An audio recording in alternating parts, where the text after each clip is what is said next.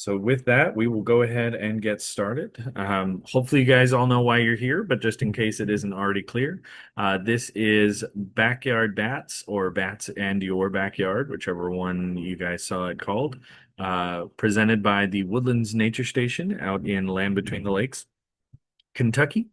My name is Nicholas Willis. I am going to be the presenter for the next little bit, and the general concept is, of course, I'm going to share some fun facts about bats that are native to Tennessee and Kentucky, native to the Land Between the Lakes area, and talk a little bit about what you guys can do to help or encourage bats into your own area and your own backyard. So, with that in mind, we are going to go ahead and get rolling. So, again, like I said, my name is Nicholas. Now, I like to talk a little bit about who I am and who it is you're going to be hearing from for the next little bit. Um, I've been working here at the Nature Station in Land Between the Lakes for about 10 years now. And in that time, I've had the wonderful opportunity to work with a variety of species of both plant and animal. But I didn't start here. I did go to Austin Peay State University down in Clarksville, Tennessee, and I had the glorious opportunity to work with a graduate student, Lauren Leggett, who was working with Dr. Barris there at Austin Peay. And they were doing bat monitoring at Dunbar Cave in Clarksville. And me and a few other grad students got to volunteer to help do some of those cave monitorings. So the picture you see on here where I'm in one of the fancy little white Tyvek suits is where we actually got to go into the cave for a few times and look for bats and do bat monitoring. And then we didn't get fancy pictures of it, but another part of that research that I got to help with is sitting out in the woods for several hours of several nights throughout the summers of 2012 through 2014, using some pretty expensive looking recording equipment to get recordings of bats doing bat things. So I do have some experience with the research side of bats, which is really cool. And then on the other side of things, I just think they're neat. I think they're adorable creatures, and there are several opportunities that I've had to get underground and look at them. The other picture that you see on screen is where I went to the Mammoth Cave Sing that they do around Christmas every year, which is a ton of fun. Not exactly bat oriented, but definitely cave oriented. So that is who you guys are hearing from. I am certainly not a bat expert, but we have curated a lot of this information by talking to other experts. And this is just kind of meant to give you a leaping off point. If you do have any questions that I don't know the answers to, I will happily try to point you in the direction of somebody with more experience than myself. So my goal is to kind of dip your toes in the water about local bats and how we can help. But if you would like some more specific information that is beyond my expertise, then I will happily point you in those directions. So that's a little about me and why I'm the one talking to you guys today. So with that in mind, we're going to do a little game. We're going to see how you guys are and your understanding of bats. So if you guys could drop into the chat right quick and respond to any of these questions that you guys see. I want to kind of see where you guys are on your understanding of bats. So fact or fiction, true or false, are bats blind? You guys have any answers for me? Okay, we've already got some quick answers. False. You guys are correct. Bats are indeed not blind. Uh, these guys actually have vision that is more sensitive than us humans. They are much more able to see in the dark. Their eyes pick up on every little morsel of light that is available in the evening times. And so they actually have better night vision than us humans. Um, so that is a common misconception that bats are blind. All right, what about the next one? Fact or fiction that we have two species of bats in Kentucky that drink blood? Ooh. And the crowd said, ooh. True or false? All right, we've got a vote for true. Anybody else have any other answers about blood drinking bats in Kentucky? Ooh, so we're going either way. We've got a true and a false now. We have a tiebreaker. All right. That is false. Every species of bat that we have in Kentucky only eat insects. They are insectivores. There are no blood drinkers, at least in the bats of Kentucky. Sorry to say, but there are no vampire bats local to our area. Um, there are some in the world, but not in this part of the world. Uh, we do have about 11 species here in Kentucky, and they all eat bugs. All right. Fact or fiction, true or false, that bats helped make this banana split that you see on screen. You got to vote for true. Anybody else think that bats help make banana splits?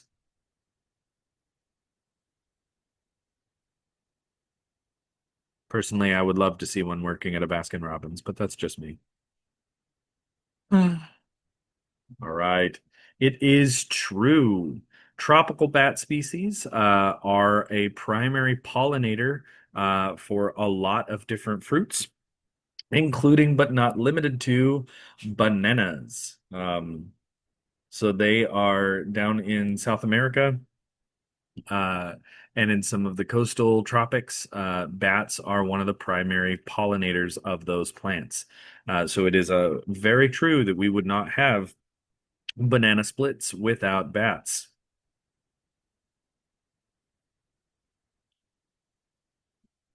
What about this one? Fact or fiction that most bats carry rabies? Ooh. And the crowd said, ah. False. You guys are correct. Bats do not carry rabies typically. Fewer than half of 1% of bats carry rabies. So it's not impossible, but it's very, very, very unlikely for a bat to be carrying rabies. That being said, it's not impossible. But for those of you who are just gardening for bats or are trying to encourage bats into your local area, that is not something you typically have to worry about. This is more for the people who are doing the research and actively catching and handling bats, particularly the big bats that actually have big enough teeth to bite them. You do sometimes have to take the extra precaution, and they have to be rabies vaccinated. Those researchers do. But it is a very, very tiny percentage of bats. It is a very small likelihood. So not something that the common person has to worry about. All right, so what is a bat? We keep talking about these critters, so let's talk a little bit more about what makes a bat a bat. They are the only flying mammal. Despite what some places might term them, they are not actually rats. They're not flying rats. They are their own group of mammals. They have long finger-like digits that are covered in a thin skin-like membrane, and that is what allows them to fly. Those are their wings. They come in a variety of different colors and shapes and sizes. And because of their particular method of flight, they are more agile in the air than most birds are. Birds are typically faster in flight, but bats are far more agile. They can kind of duck and dive and juke and whatnot much more easily than birds can. And a large part of that is because so many bats are insectivores. They are eating bugs, and bugs are flighty and agile. And so if you're going to hunt them, you need to be agile as well. They are found in every US state, which is kind of amazing. Let's see. And then some of the most common parts of the bat that we typically talk about are, of course, their ears and their wings and their eyes. But of course, they do have back feet. That's how they cling on to walls. They have a tail, and then their tail also typically has a membrane that connects near their back feet. And some bats will actually scoop insects with that tail and that membrane covered tail when they're catching them, which is kind of neat to see and talk about. But yeah, right. They are worldwide. There are a little over 1,400 species, meaning 1,400 species. They are 20% of all known mammal species, which is amazing. They're basically everywhere in the world except for the really extreme places, like extremely cold places like the Arctic and Antarctic, and extremely hot places like deserts. But in general, they are everywhere else, which is really cool. We all get bats. Bats for everybody. Most bats in the world are insectivores, meaning that they eat bugs. That is the majority of bats around the world. There are a few that eat fruits, mostly around the tropics, which is where we get a lot of our pollinating bats. And then there are about 12 species that are carnivorous, meaning something other than bugs. So like mice, birds, lizards, frogs. That's right, there are frog-eating bats, which is really cool. Fish-eating bats, and then there are even some bats that eat other bats, which is really cool. Now, those unique 12 species are mostly through Mexico and South America, whereas across the rest of the world, they're mostly insectivorous and fruit eating, or fructivorous is that term. Now, bats are very famous for a particular kind of hunting. Now, this did lead to some misconception about them being blind, but despite the fact that they can see, it turns out catching a moving insect at night is complicated, even if you've got decent eyesight. And so these guys adapted another way of hunting called echolocation. So they release a very high-pitched sonar resonant sound with their vocal cords, and they project that sound out. And then that sound will bounce off of walls, trees, buildings, and most importantly, bugs. And then the sound that returns to the ears of the bat, that's why they all have those big, huge ears, is to help pick up on those returning sound waves. And based upon the particular wavelengths and the frequency and a lot of other really cool science about how those sounds sound when they return to the bat's ears, they can actually pinpoint where the bugs are very, very well. This is actually the exact same technology. I say technology, even though this is a nature adaptation. But we created something very similar with what we call sonar and radar. And that is often how we do things like predict the weather. We can use radar to ping off of cloud structures and determine where it's going to rain. There are various ships that use radar to determine where other ships in the ocean are, or where the water is a little more shallow and they can avoid running into rocks and beaches and stumps and things.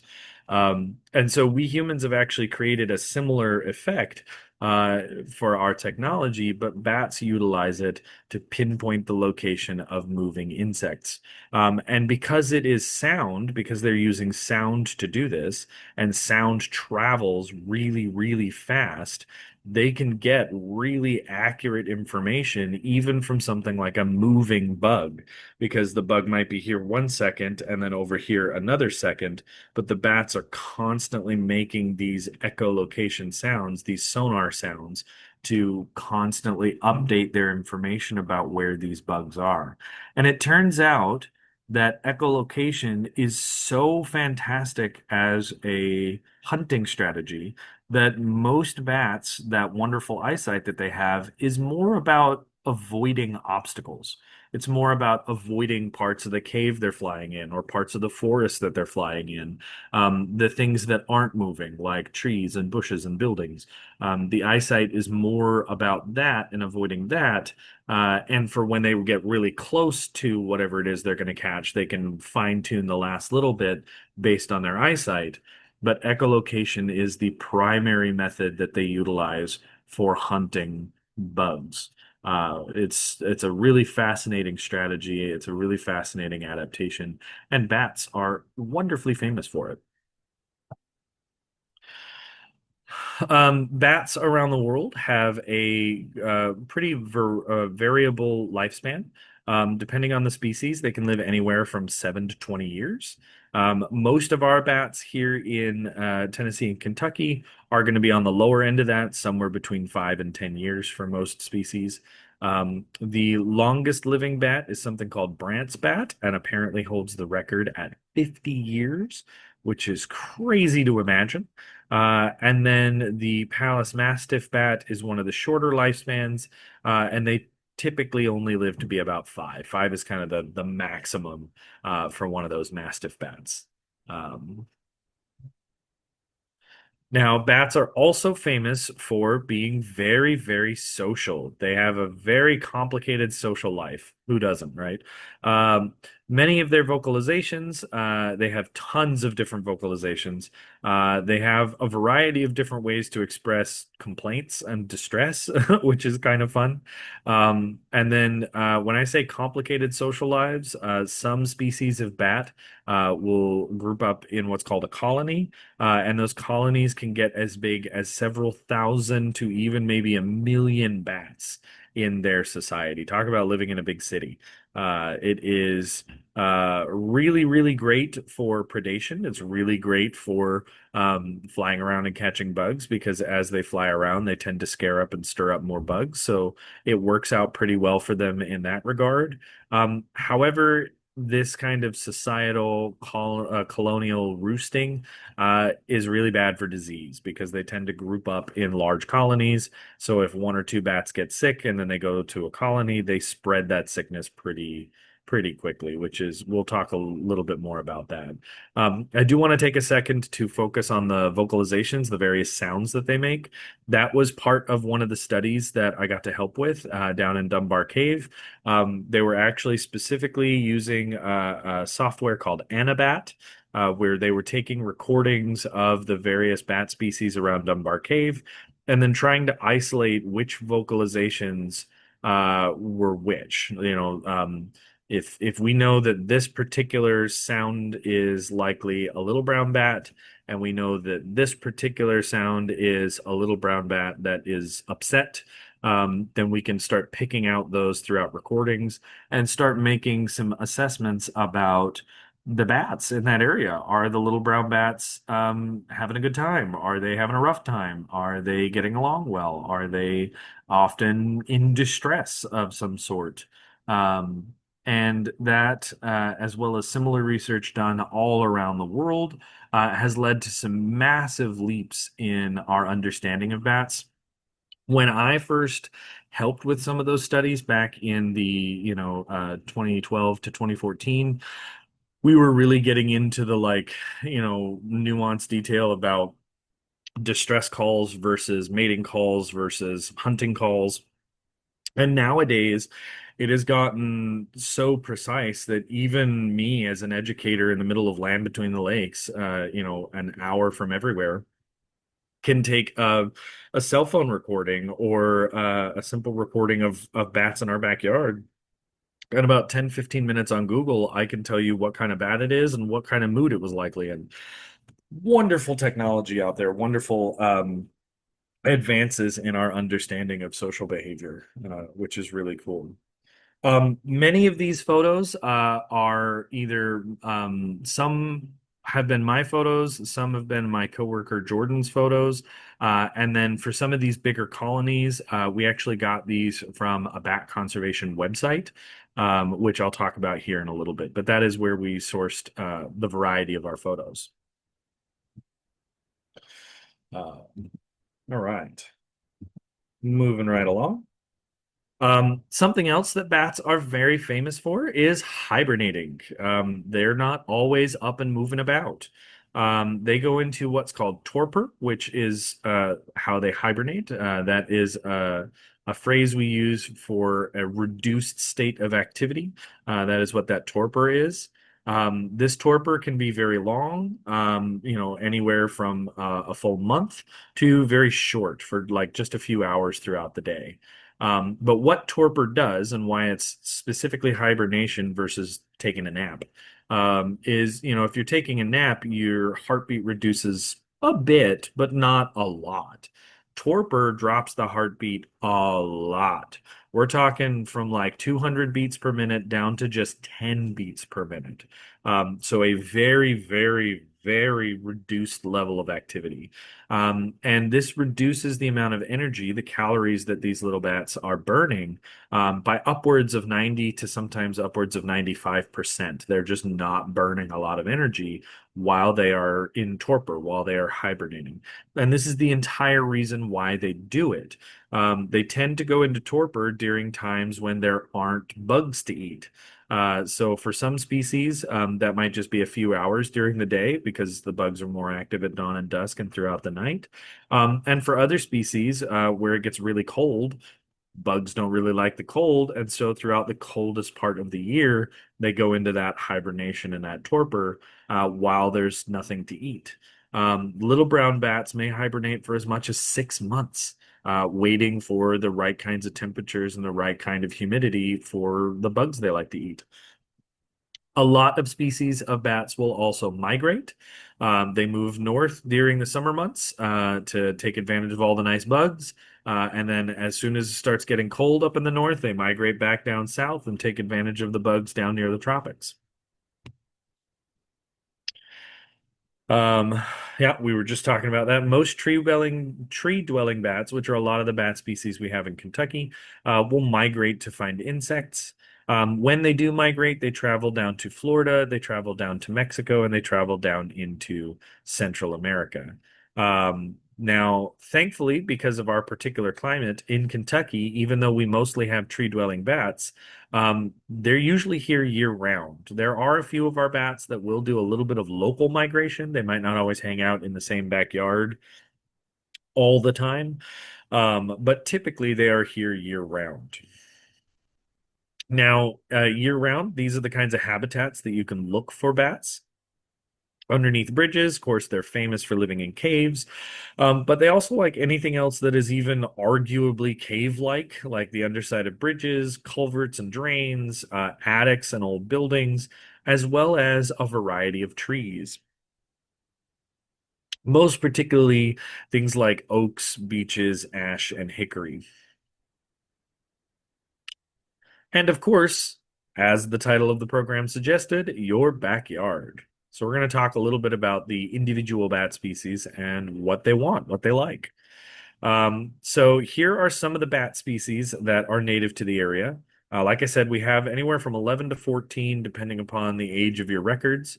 But the most common ones are going to be the big and little brown bats, the eastern red bat, the evening bat is another common one.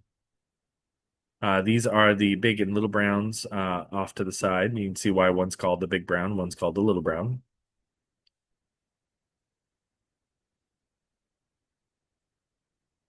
They're very cute.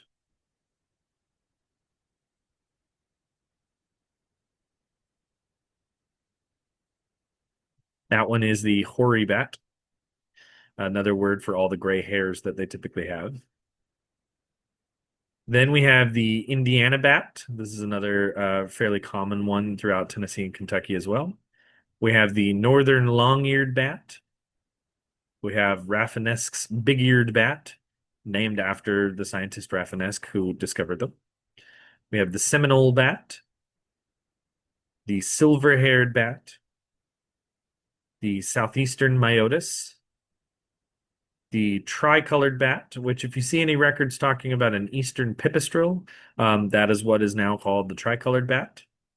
And then the Virginia big-eared bat. Look at those big old, they're very good at catching all the sound. All right, so big brown bats, they mostly live in man-made structures, whether that's under bridges, whether that's bat boxes, whether that's people's attics. That's where they like to hang out overnight most of the time. And then when they overwinter and they go into torpor, they tend to focus on caves or bat boxes. A fun fact about big browns is that they're often called the friend of farmers because of the agricultural pests that they often consume. The evening bat tend to roosts overnight in hollows of trees or man-made structures like bridges, bat houses, etc. We currently are still studying the evening bat. We don't have a lot of great data on what they do in the winter, but our current suspicion is that they migrate. But that is one that is still of high interest to scientists. And it is a species of special concern due to a loss of their typical wetland habitat. The gray bat, these guys almost entirely live in caves. They overnight in caves, they winter in caves, they move throughout different caves seasonally, and they are now an endangered species. The entire Tennessee population of gray bats only use like 8 caves. Here in Land Between the Lakes, we have a central roadway down near the middle where Highway 6880 crosses over Land Between the Lakes. And we used to have a population of gray bats that nested under that bridge, which was unusual, but that hasn't been spotted in several years. The hoary bat, they often live alone. They often roost alone, I'm sorry, overnight, solitarily in trees. And then overwinter, they migrate. They are the largest bat in Tennessee and Kentucky with a wingspan of about 16 inches, which means that each wing from like the body out to the end of the wing would be about 5.5 to 6 inches per wing. Um, Pretty sizable bat. The Indiana bat, these guys often overnight in hollow trees. They winter in caves, and they are also endangered. Most of their populations use about a dozen different caves that we know about. Rafinesque's big-eared bat, they often overnight in hollow trees as well as bat boxes. They winter in caves. And fun fact about these guys, unlike a lot of other bats who will catch their food and then eat it right there on the go, they love fast food. Rafinesques often tend to bring the food back to wherever they're roosting, wherever they're overnighting. And then you can often determine the presence of these bats by seeing a pile of moth wings around wherever they're roosting. Kind of cool. Now, bats are super important to our ecosystems. They are our natural pest control. Over the course of a season, so summer, winter, fall, a colony of 100 bats or a mixed set of colonies of about 100 bats can eat almost 1 million insects over the course of a season. They are our largest pest control as far as quantity. Um, in many parts of the world, these guys are natural pollinators, particularly the fruit-eating bats around the tropics. Their guano or bat poop is a natural fertilizer. So by having it around or having bats around, they are helping to inspire the growth of our native plants, which is amazing. They are a wonderful indicator species as far as because they utilize caves, they utilize trees, anything that is a detriment to our forests, like the evening bat that often used flooded wetlands, flooded forests. The loss of that bat was a good indicator of the loss of those flooded forests. And then part of the reason why we here at Nature Station love to talk about them, part of the reason why we were inspired to do something like this is because bats are often misunderstood. They have a bad public image, and we're hoping to change that. Now, something that went through the United States a few years ago that caught a lot of media and a lot of attention was an unfortunate fungus called white nose syndrome. And this is a great example of how that colonial lifestyle, that complex social structure didn't exactly help when it came to diseases. White nose syndrome is when a bat develops a fungus called white nose fungus, and it tends to grow on the soft tissue around their nose, around their ears, and around the softer parts of their wings. And the reason why this was such an issue, the fungus itself doesn't hurt the animal. It just itches. It's just uncomfortable. And then what happens is when that fungus would often grow on these bats, was during their hibernation, was during their torpor. And remember, the whole reason why these bats are going into hibernation is because at that time of day or at that time of year, there's nothing to eat. And so they need to, they've adapted to go into that reduced energy consumption to get through those time periods that they don't have anything to eat. And so when this fungus would grow on them and it would itch them, then they would wake up during their hibernation. They would burn through whatever fat reserves they have. They were using way too much energy, and there wasn't anything around to eat. In many cases where this white nose fungus was found, it had upwards of 100% mortality rate, meaning entire populations of bats, entire cave systems were just completely decimated by this fungus, which was awful. This was one of the reasons why the lady I was working with back in Austin P was studying Dunbar Cave. Dunbar Cave had a positive confirmation of white nose fungus. And unfortunately, the number one way that this fungus was spread from one cave to another cave was humans. When we would visit one cave and then go visit another cave without properly cleaning our equipment or our shoes, we spread the fungus around. And so that was one of the number one reasons why they originally shut down Dunbar Cave to human tours, to human visitation, was to protect the local bat population from this white nose syndrome. And the grad student that I got to assist with was doing active monitoring to try to confirm whether or not white nose syndrome was still being spotted regularly in the cave. And thanks to her research, as well as the grad students that followed her in the late 20 teens, early 2020s, they actually did get to reopen Dunbar Cave because it looked like white nose syndrome was no longer present in that cave system. So that was really cool. But a lot of cave systems that you visit now, whether it's the Mammoth Cave system here in Kentucky, whether it's many of the cave systems up in New England, whether it's Carlsbad Caverns down in the Southwest, they take this very seriously. There are a lot of different cleaning regulations now for guests going into their cave systems to help protect their local bat species. 52% of bat species in North America are at risk of further population decline over the next 15 years. Some of the ways that we are actively tracking bats, my coworker Jordan actually got to work on a project here recently, tracking bats in our area, looking in bridges and culverts, doing acoustic surveys with some of that sound equipment.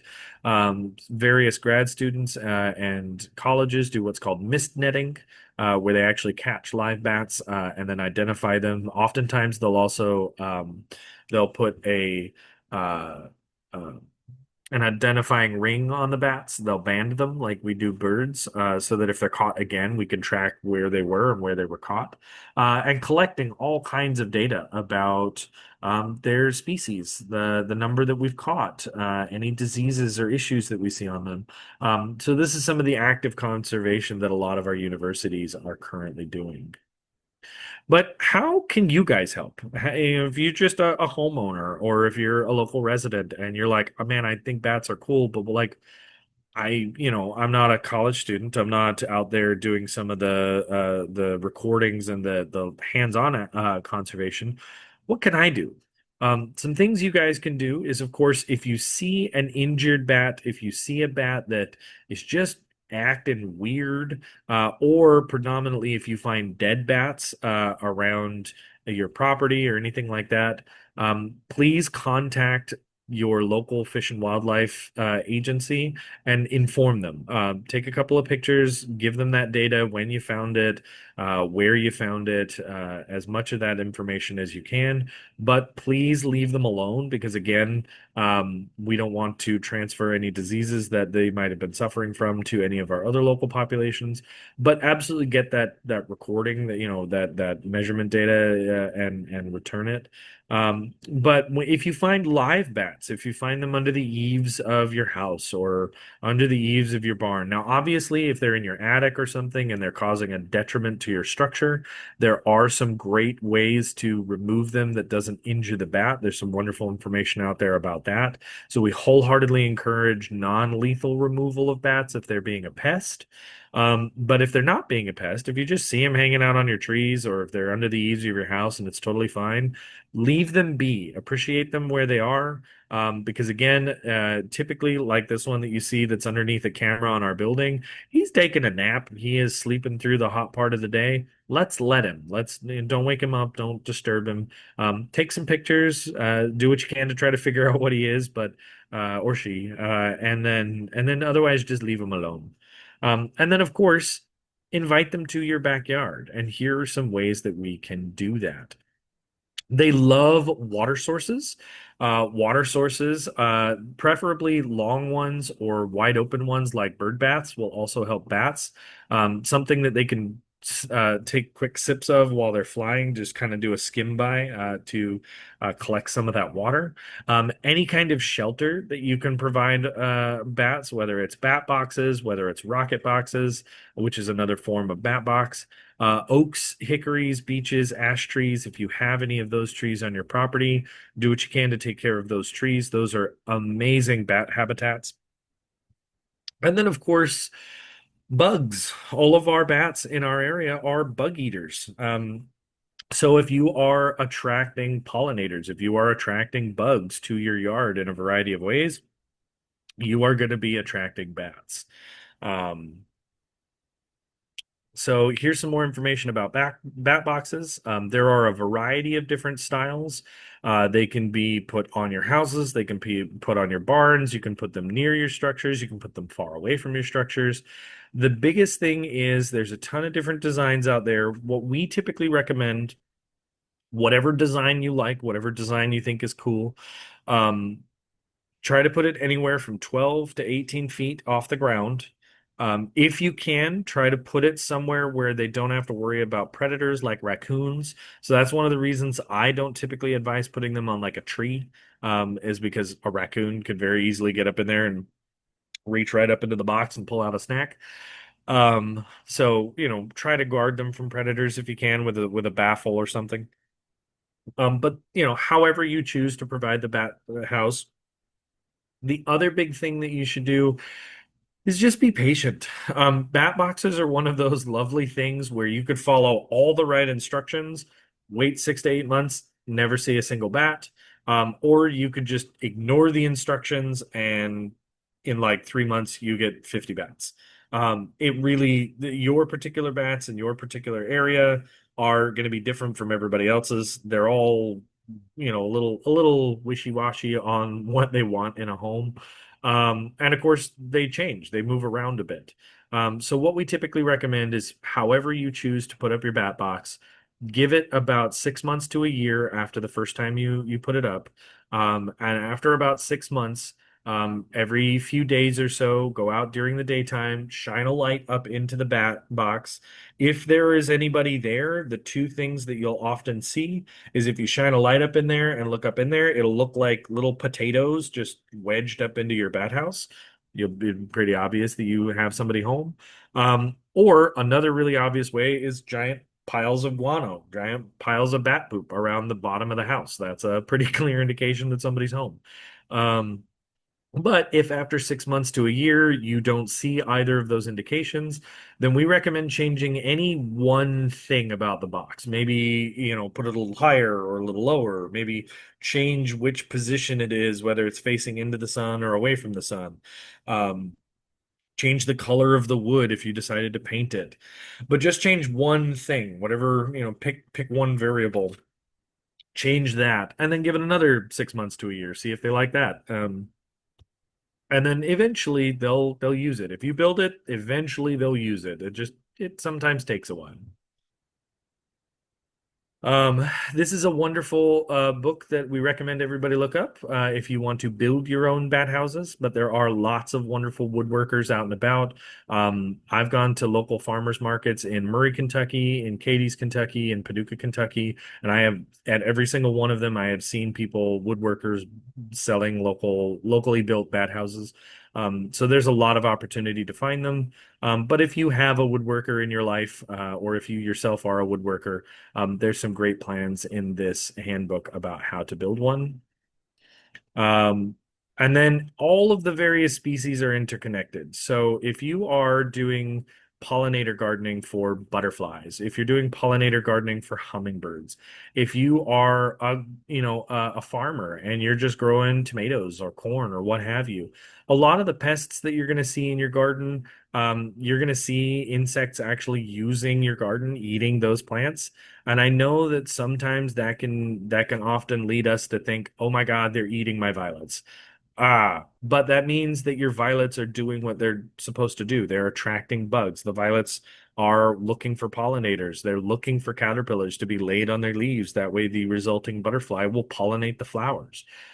So seeing signs of insects using your gardens means that your gardens are providing for the pollinators. It's doing what it's supposed to be doing. And then in turn, those same bugs, whether it's caterpillars, whether it's spiders, whether it's various mayflies, those are providing food for your bat populations.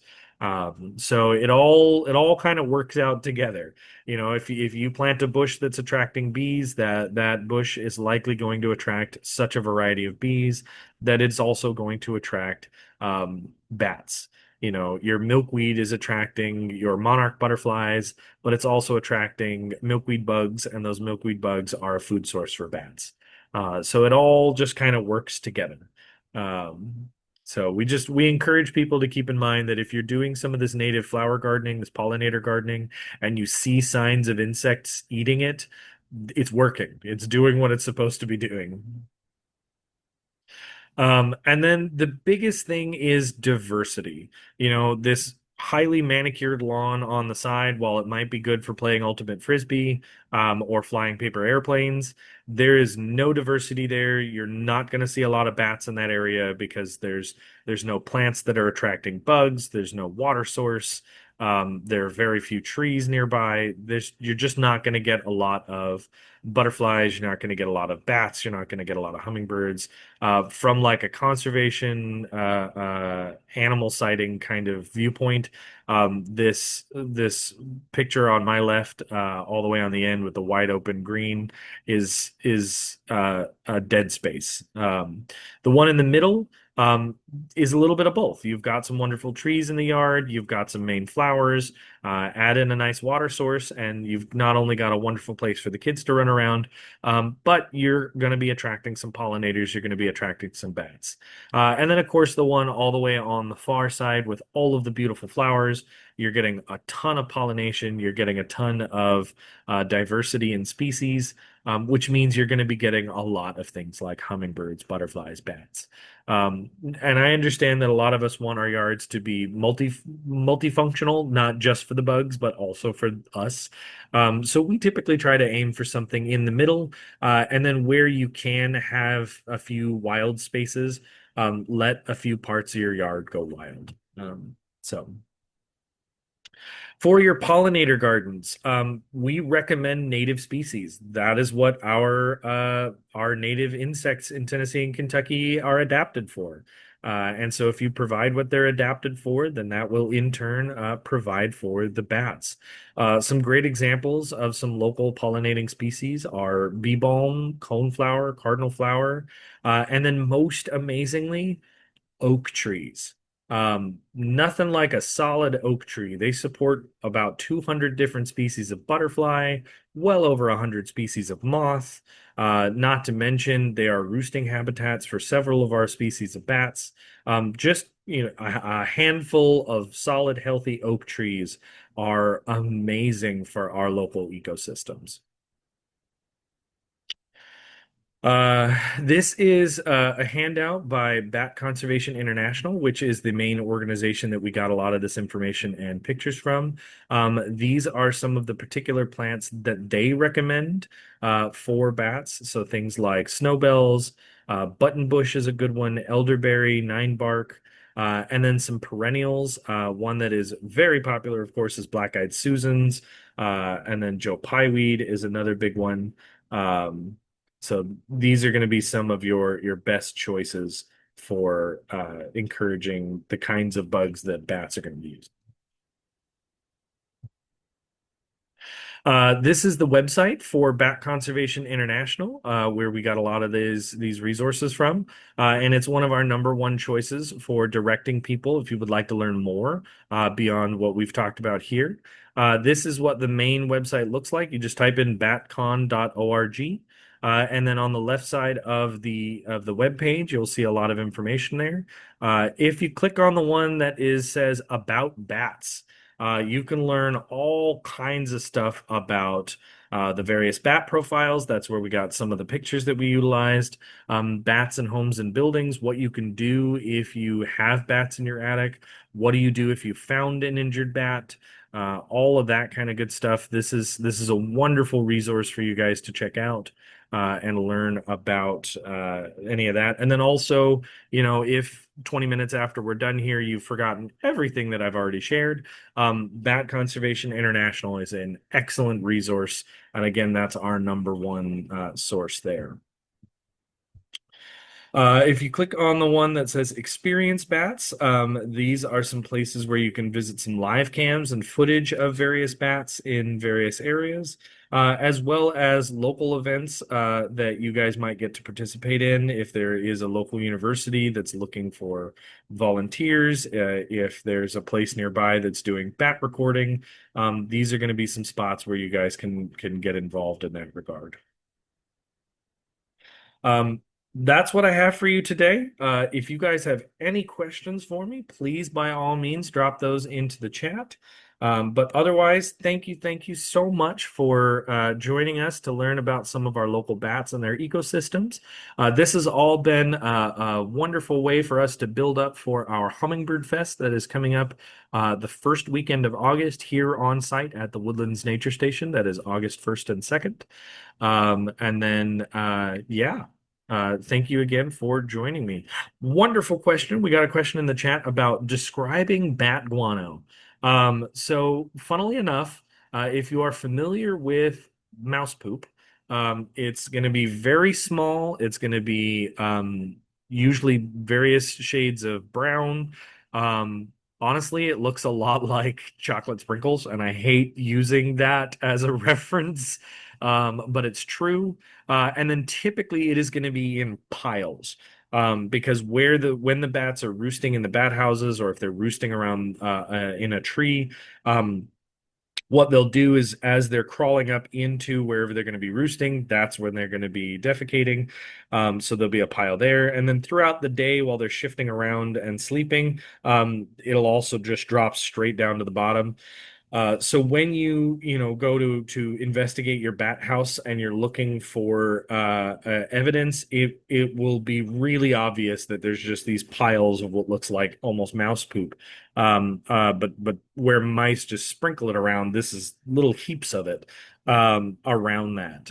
It'll be super obvious. Are there any bats living under Egner's Ferry Bridge? I have not heard confirmation since the new bridge came in. It would not surprise me if there are some in there.